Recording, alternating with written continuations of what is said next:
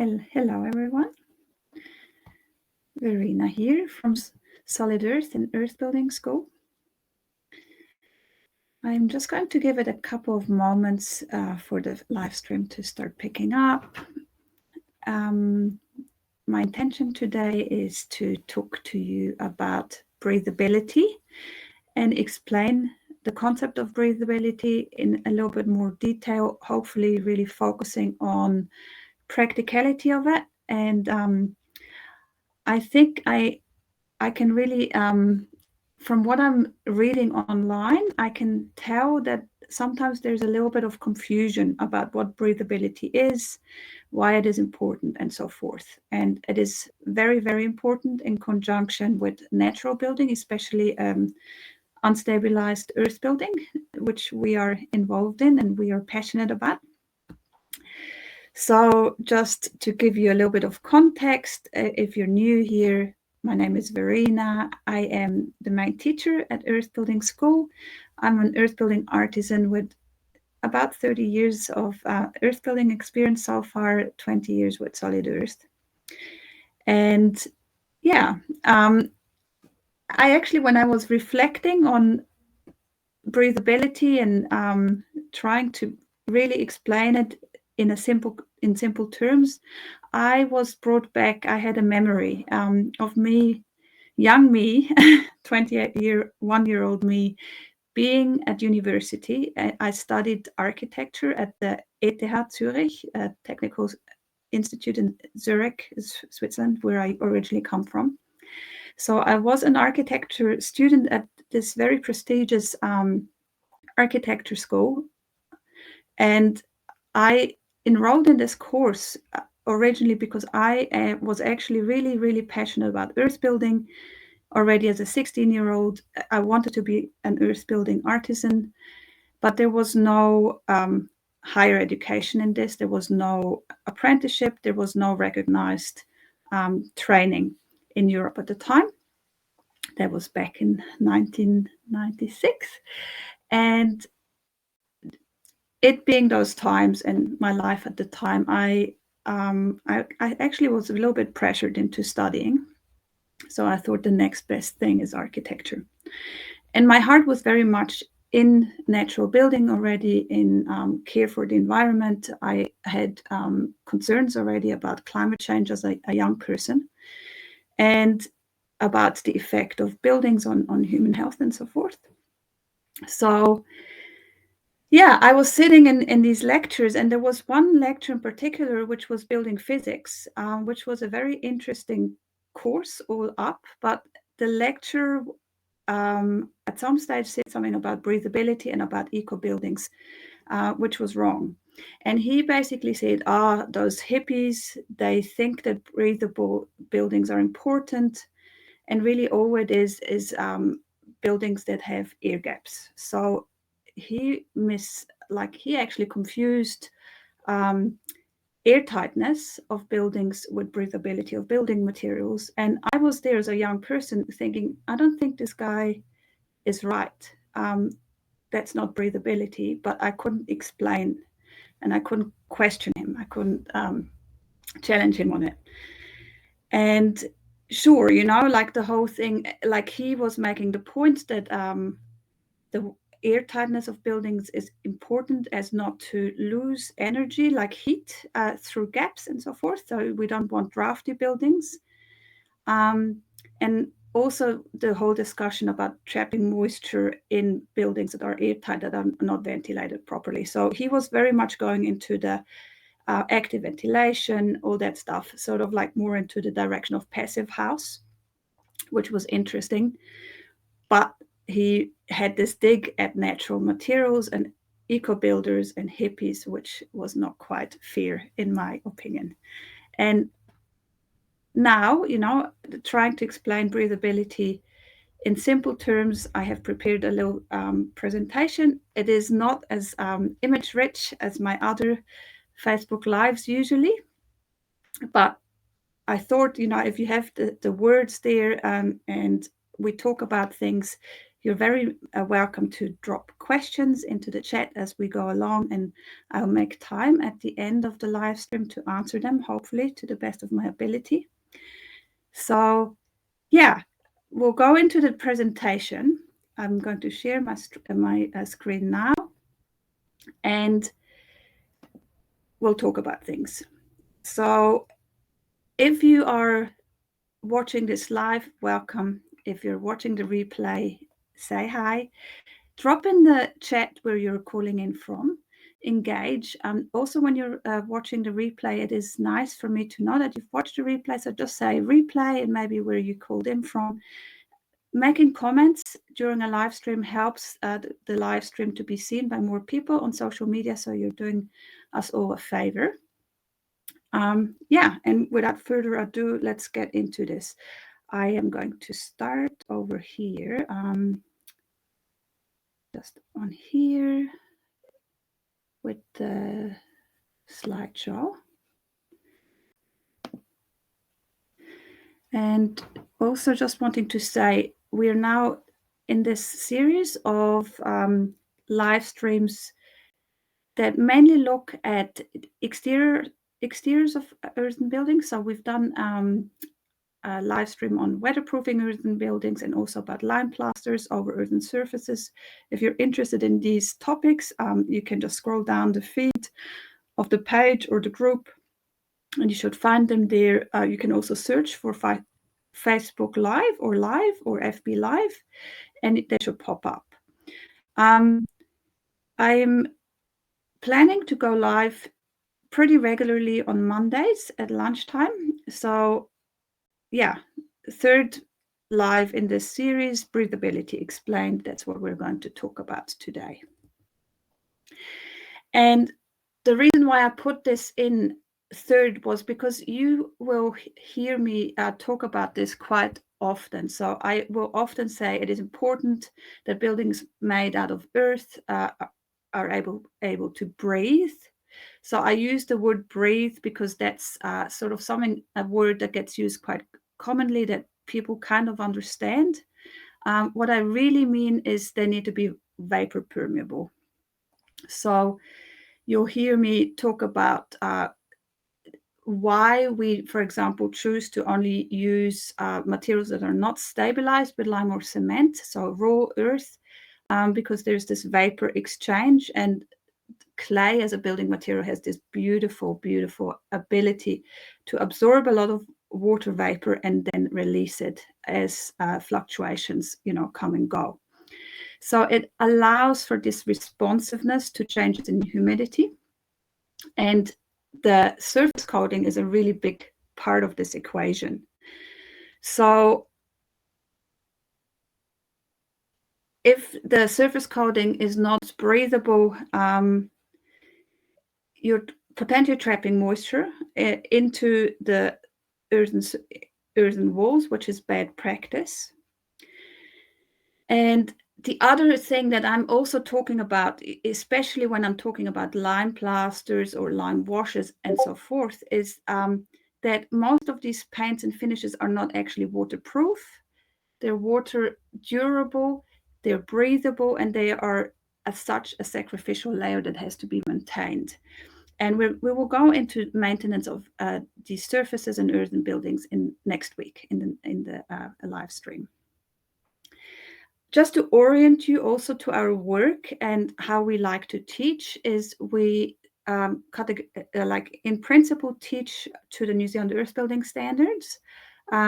We have been involved in the revision of the Earth Building Standards in 2020, so it's still an ongoing process over many years, part of a steering group, and I was actually particularly responsible for the surface coatings section in the materials and construction of earth building standards, so that 4298. So these standards are up. You can buy them, the 2020 version, and there's an older version, a 1998 version, which is available for free download. The 2020 standard has been extended to include more techniques, revised after findings from earthquake and more up-to-date research since 1998. So very useful piece of legislation that is very much geared towards owner builders, self-builders, and we find them very practical to use. So we really like teaching to these standards and encouraging our students to familiarize themselves with these, especially the two, so like the 4299 and the 4298. So back to the surface coatings and breathability, which really what we're looking at is permeability and permeance. And I will define these two terms in a second. But as a general thing, whatever you put over a surface, whatever you apply to the surface, moisture has its way of finding its way through construction,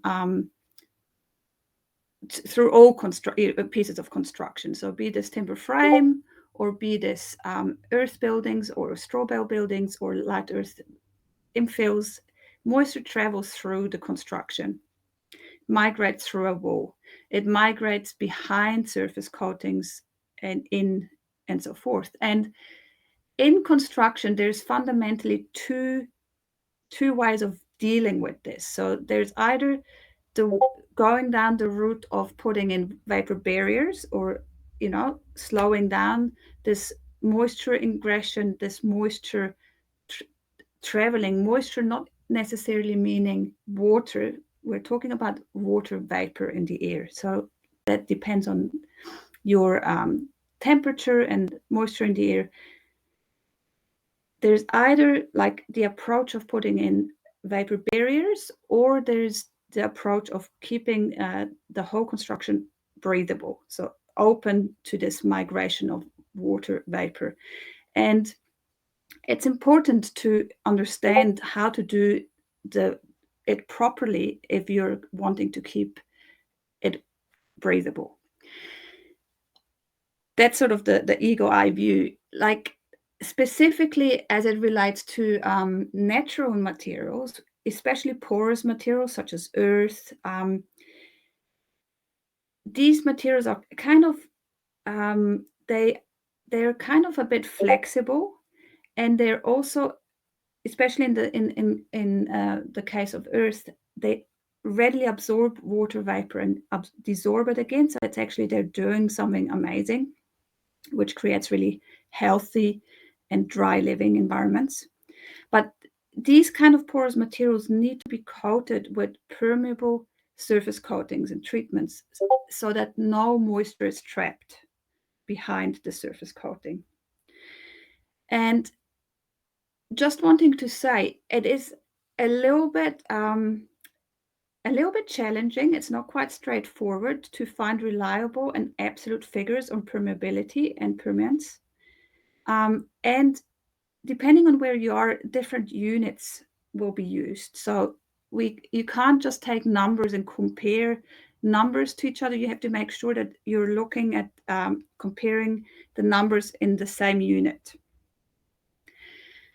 And I'll show you where you can, how you can do that in a moment. So defining permeability and permeance. Permeability is the grade of transmissibility of vapor. That means how much penetrates in a specific time, depending on pressure, temperature, and the area size. Permeance, so a perm is a unit of permeance or water vapor transmission, and it depends on the material. So all different materials have different permeance, and you will look at those numbers in the right unit, depending on where you are. The New Zealand standard gives a guideline. The guideline is that no surface coating, which is paint, sealer, or plaster, should have a permeance less than 290 nanograms per Pascal second and square meter. So that's the unit. It's a SI unit, which we use here in Aotearoa, New Zealand. If you're somewhere else, if you're watching this from another country, just look this up and transfer it into the unit that you use where you are. So not less than 290 nanograms per Pascal second square meter should be applied over surfaces that are of earth or light earth infill. And this also relates to if you have a butting sheet material. So if you have a chipboard or a plywood or something with a surface coating on that, which is directly abutting the earthen or LEM wall, it also applies to that. So that's a guideline.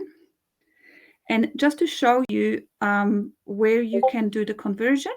So, for example, there is this website here, Translator Cafe, unit converter, and then you go for this permeability conversion.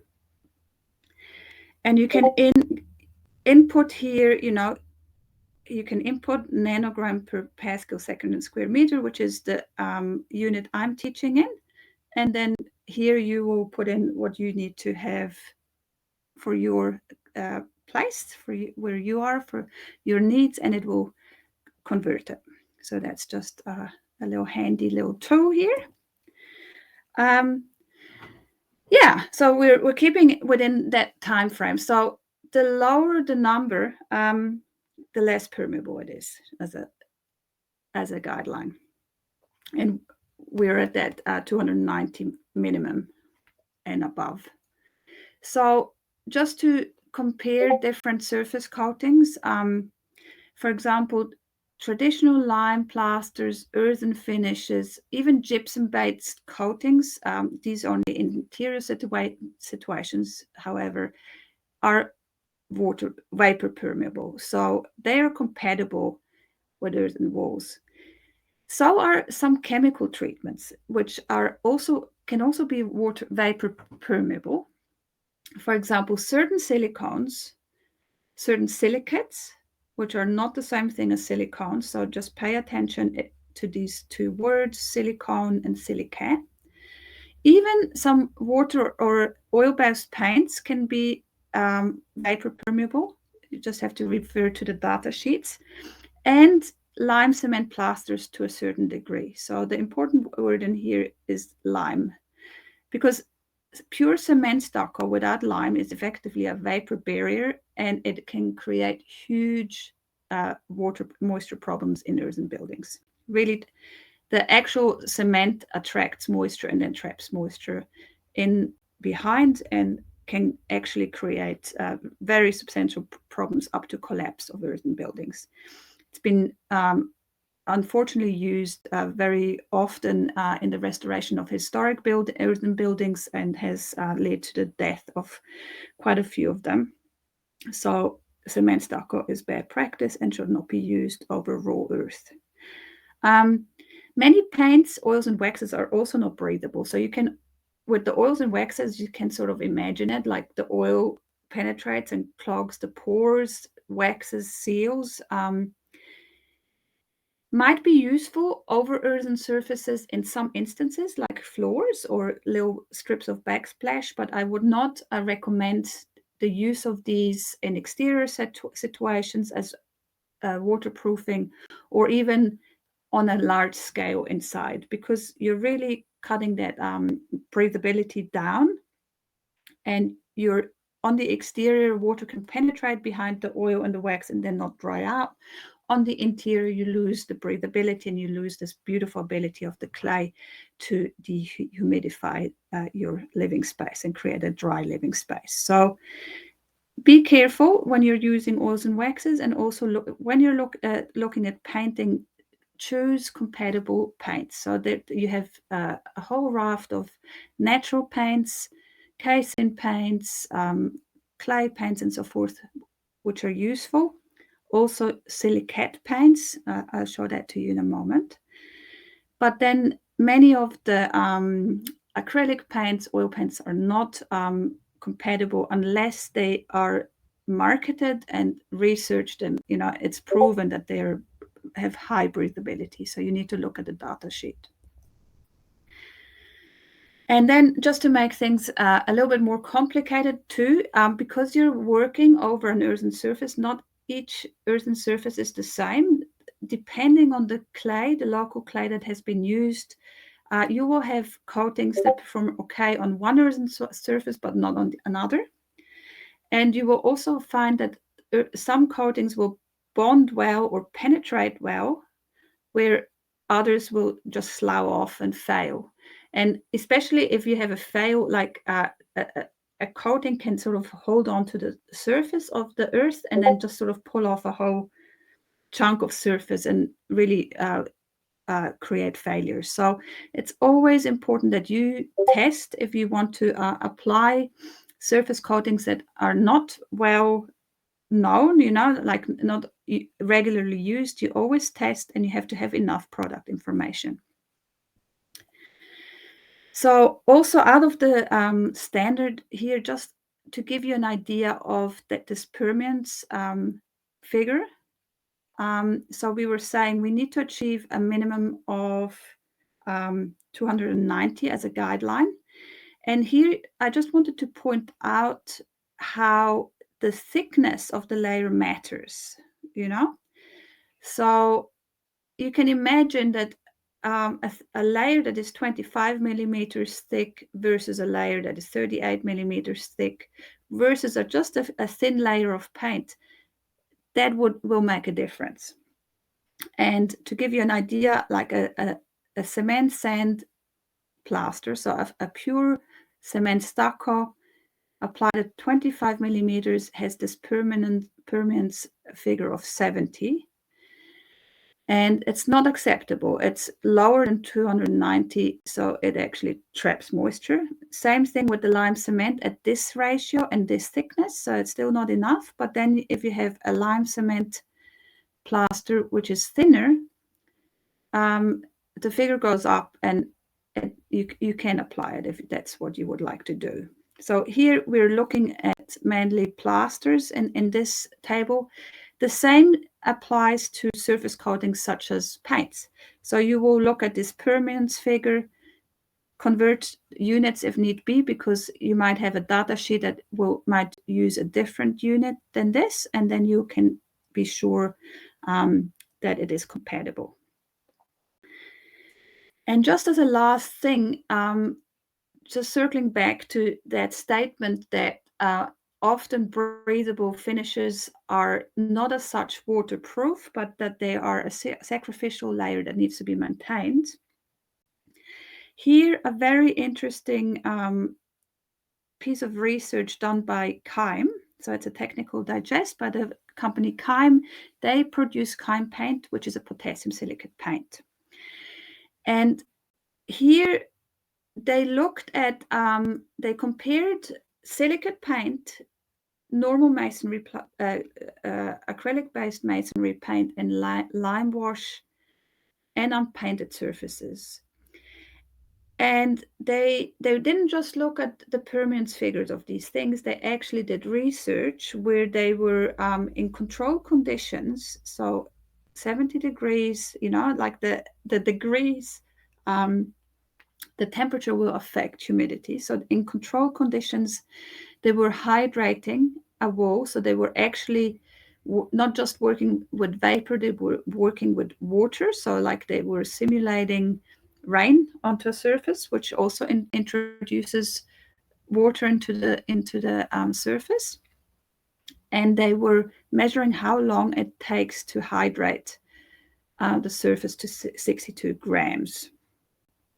And you can see that in an unpainted situation, so unpainted and lime washed, it was pretty much instant. So instantly, the surface was taking on 62 grams of hydration.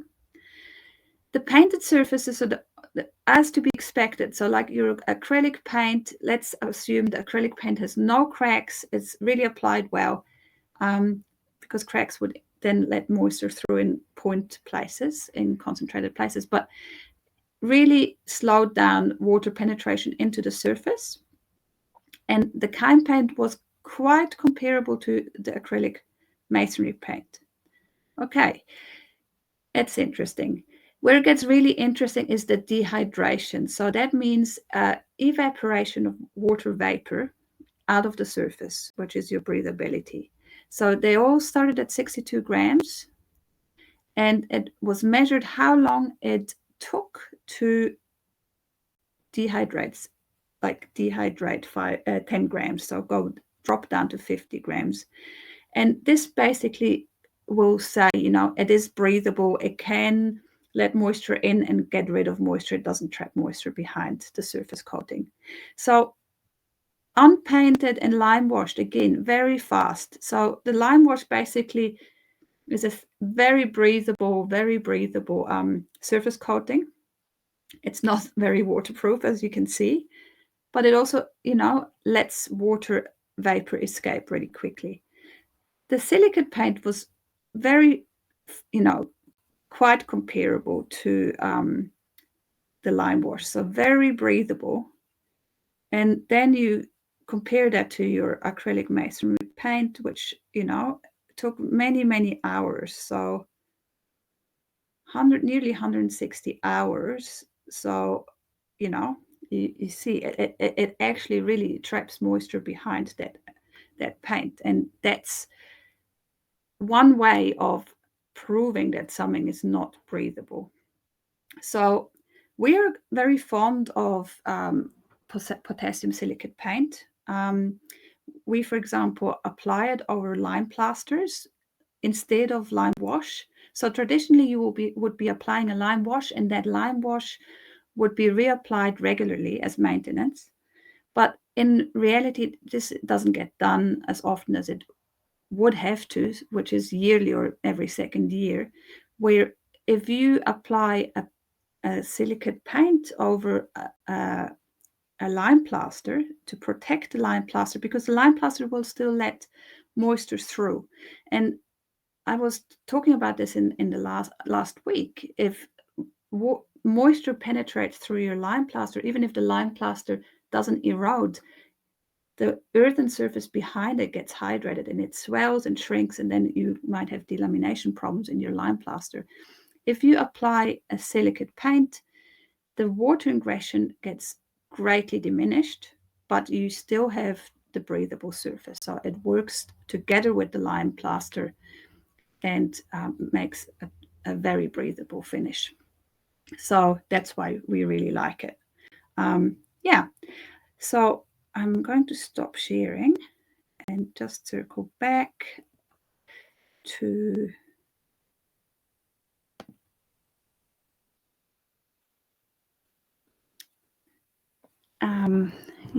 to you all, and just see if there's any comments in the chat, if you have any questions. So I know it is a little bit dense, so you might have to rewatch it, but my desire is really that you understand what breathability is, and that you can have confidence that whatever you want to apply to a wall that is made out of porous or natural materials, that you can do your research and that you can read the figures in data sheets and so forth with confidence, and if need be, you can transfer, units. And that you understand that if you're experimenting, or if you're looking at using new surface coatings, there's good surface coatings that come out every now and then, and that you test so that you can have confidence that whatever you apply to the surface is actually going to stick well and perform well with your with your clay, with your base material, because it is not the same for everything. And the thing with the testing, it is also something that sort of will become clearer over time. So testing is not super easy, but at least it will give you kind of, you will know if there is a failure, especially how it grabs onto the material and so forth. And just wanting to finish off, reiterating that it isn't good practice to rely on surface coatings to weatherproof your earthen buildings. So that's the live stream that was the first live stream in this series. So if you're interested in weatherproofing, please go and watch that again. surface coatings will only give you additional confidence.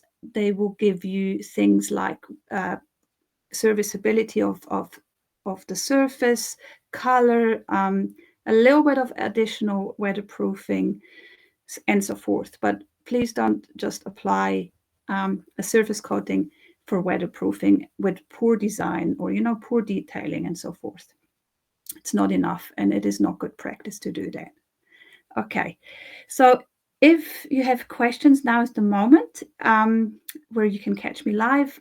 If you have questions later on, I'm always in the group checking for comments and questions, and I'm very happy to take this conversation further and to hear your experiences with surface coatings. If you have any recipes, if you have anything that failed or where you're unsure, post photos and ask, and I'm very happy to discuss things. It's a big topic, and even for me, professionally, I do have experience with a lot of maintenance and a lot of actually getting to situations like that were in the past finished with surface coatings that I might not even know what it is. So I've come across quite a few different scenarios.